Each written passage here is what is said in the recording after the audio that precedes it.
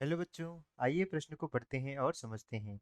एक अप्रगामी तरंग की समीकरण y बराबर 4 साइन पाई एक्स बटे 15 कॉस 96 पाई टी है, जहां y x सेंटीमीटर में तथा t सेकंड में है।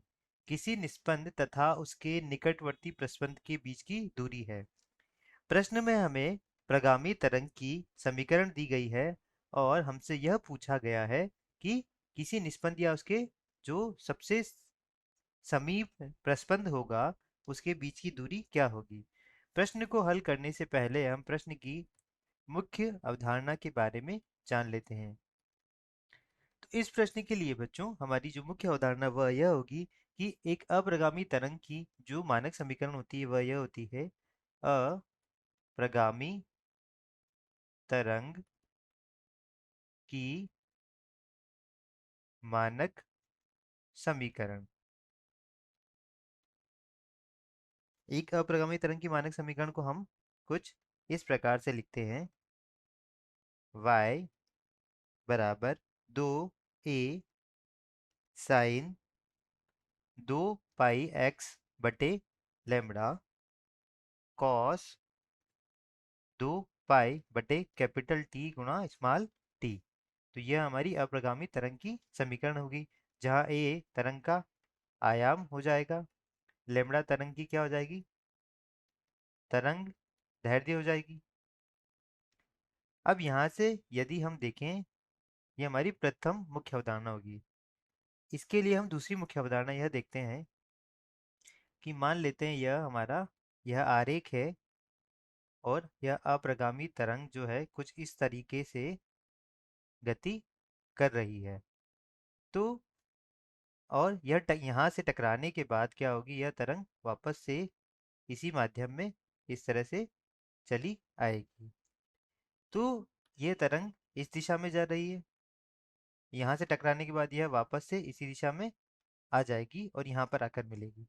तो जिन बिंदुओं पर दोनों तरंगें दोनों तरंगों का आयाम जो है वह न्यूनतम है, तो वह जो बिंदु होंगे वह होंगे हमारे निस्पंद के बिंदु। और जहाँ दोनों तरंगों का आयाम जो है वो अधिकतम है, या तो ऊपर की दिशा में या नीचे की दिशा में, तो यह जो बिंदु होगा हमारा क्या होगा, यह प्रस्पंद होगा। साथ ही हम यह भी जानते हैं कि एक इस इस तरंग के एक जो पूर्ण चक्र के जो दूरी होती है मूल बिंदु से, उसे हम लेमड़ा कहते हैं। तो यहाँ यदि हम देखें, यह लेमड़ा बटे 2 और यह क्या हो जाएगा, लेमड़ा बटे 4। तो एक प्रस्पंद और निस्पंद के बीच की दूरी क्या होती है, लेमड़ा बटे 4। अब आइए हम प्रश्न को हल करते हैं। सबसे पहले प्रश्न में दी गई समीकरण को लिखते हैं। y बराबर 4 साइन पाई एक्स बटे 15 कॉस 96 पाई टी। तो यहाँ से इसको हम मानक समीकरण को भी लिखते हैं इसी के नीचे। y बराबर 2a साइन 2 पाई बटे लैम्बडा गुणा x कॉस 2 पाई बटे t गुणा स्मॉल t। इन दोनों समीकरणों की यदि तुलना करें तो यहाँ से यह x की टर्म है और यह भी x की टर्म है, तो यहाँ जो 2 पाई बटे लैम्बडा का जो मान हो जाएगा वह पाई बटे 15 हो जाएगा। तो यहाँ से यदि हम इसे हल करते हैं तो पाई से पाई कट जाएगा और लैम्बडा बराबर आएगा 30 सेंटीमीटर आएगा। अब यदि यहाँ से हम देखें तो दो परस्पर प्रस्पंद तथा निस्पंद के बीच की दूरी क्या हो जाएगी, लैम्बडा बटे 4। तो यहाँ से हम लिख सकते हैं दो निकटवर्ती